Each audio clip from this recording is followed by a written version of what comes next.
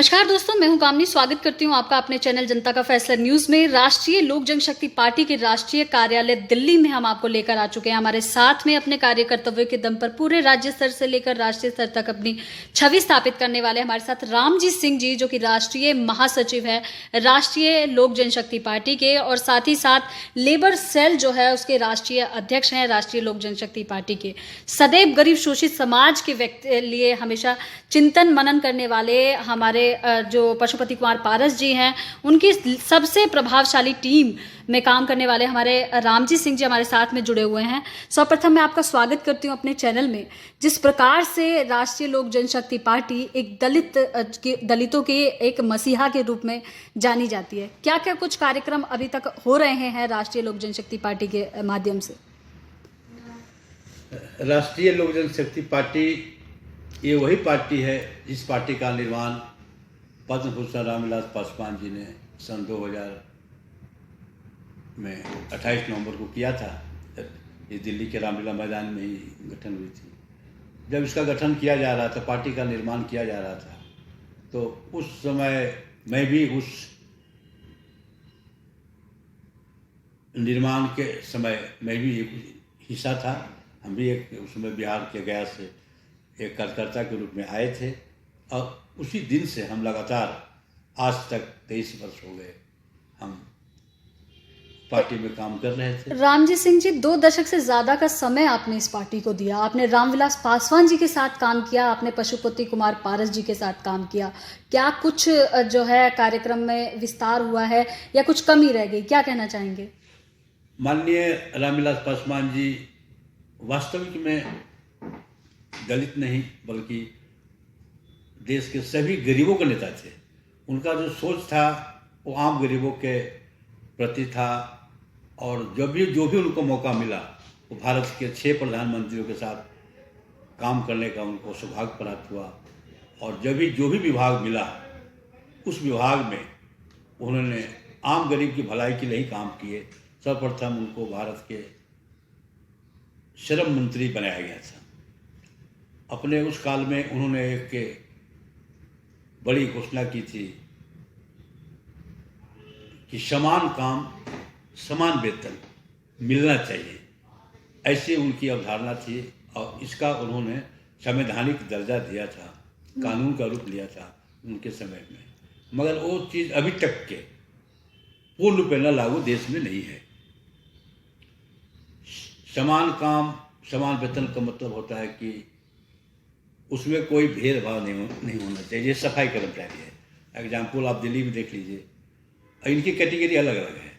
किसी को जो अस्थायी हैं उनको वेतन ज़्यादा पूर्ण वेतन मिलता है, जो ठेके पर काम करते हैं उनको वेतन कम मिलता है, रेगुलर काम भी नहीं मिल पाता, और काम वो भी करते हैं। केंद्र सरकार के घटक दलों में से जो है आपकी राष्ट्रीय लोक जनशक्ति पार्टी है, केंद्र में आपकी सरकार है, आप उनके घटक दलों में से है।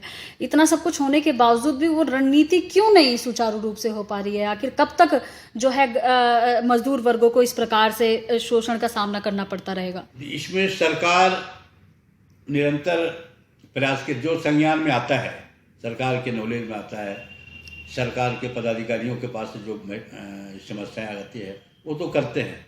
मगर इसमें सबसे बड़ी कमी हमारे जो मजदूर साथी हैं वो आपस में संगठित नहीं है। जो देश के सबसे बड़ा मजदूर वर्ग है वो है असंगठित क्षेत्र का मजदूर, जिसको सुविधाओं का लाभ नहीं मिल पा रहा है, और वो मगर वो आपस में वो संगठित नहीं है। वो आपस में संगठित नहीं होने की वजह से वो अपनी बातों को सही समय पर सही जगह पर रख नहीं पाते, और जिसके कारण अभी तक के कई सुविधाओं से वो वंचित रहते हैं। देश में बहुत सारे मजदूर यूनियन है, बहुत सारे मजदूर नेता हैं, जो ज़्यादातर आप देखेंगे कि वो संगठित क्षेत्र के लिए काम करते हैं, मगर वहाँ जरूरत नहीं काम करने की, क्योंकि उनको सरकार के द्वारा संगठित क्षेत्र के जो मजदूर होते हैं उनको सारी सुविधाएं मिलती है, वेतन भत्ता, बोनस, छुट्टी, रहने का घर, तमाम मेडिकल सुविधा, उनकी बच्चों की सेंट्रल स्कूल में पढ़ने की सुविधा, तमाम सुविधाएं से वो लैस। मगर जो बड़े बड़े यूनियन है देश के पहले से, वो उन्हीं के लिए आज भी काम करते रहते हैं। मगर सबसे बड़ा तबका जिसकी संख्या कम से कम देश में 40 करोड़ से ऊपर है मजदूर, जो असंगठित क्षेत्र में हैं, जो आज भी संघर्ष कर रहे हैं। और हमारा जो संगठन है, जिसका निर्माण पद्म भूषण रामविलास पासवान ने 2004 में किया था, जनशक्ति मजदूर सभा के रूप में एक मजदूर संगठन का निर्माण किया, और उस समय हम इसके दिल्ली प्रदेश के अध्यक्ष बने थे और हम लगातार काम करते रहे। उसमें आगे हमको फिर राष्ट्रीय सचिव बनाया गया, फिर राष्ट्रीय कार्यकारी अध्यक्ष बने और 2011 में मुझे राष्ट्रीय अध्यक्ष बनाया गया। तब से लेकर अब तक हम ये तो बात की हमने आपके कार्यों के अवलोकन किया कि इतने वर्षों में आपने किस प्रकार से शोषित समाज को मजबूती प्रदान करने का काम किया। अभी बीते दिन 15 तारीख को यहाँ जो राष्ट्रीय कार्यालय है, पशुपति कुमार पारस जी ने आपका जन्म दिवस बड़े ही हर्षोल्लास के साथ यहाँ पर मनाया। क्या कहना चाहेंगे उनके लिए, इस प्यार के लिए?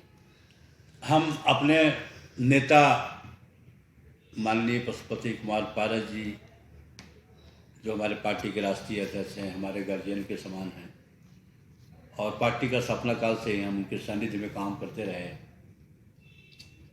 और आज भी कर रहे हैं और जीवन पर्यंत हम उनके साथ काम करते भी रहेंगे। आज राष्ट्रीय लोजपा का निर्माण हुआ, हम इनके साथ हैं, इनके साथ काम कर रहे हैं। और जब जन्मदिन आया तो हमारी इच्छा हुई कि पार्टी एक परिवार के समान होता है, हम अपने परिवार के बीच में ही अपना जन्मदिन अपने पार्टी के साथियों के बीच बनाए और ऐसा अवसर हम प्राप्त मुझे हुआ। इसके लिए हम अपने नेता, अपने पार्टी के सभी साथियों, ये भी हमारे साथी भी उस जन्मदिन के अवसर पर उपलब्ध है, इन सभी साथियों का हम तहे दिल से आभार प्रकट करते हैं। जी, ये तो हमने बात की, हमारे साथ रामजी सिंह जी जुड़े हुए थे जिन्होंने बताया कि अब तक के किए गए कार्यों के लिए और अपने जन्म दिवस पर। अब हमारे साथ मनीष कुमार लाभ जी, जो कि इनके अनन्य शिष्यों में से भी माने जाते हैं, राजनीतिक गुरु भी इनको अपना मानते हैं।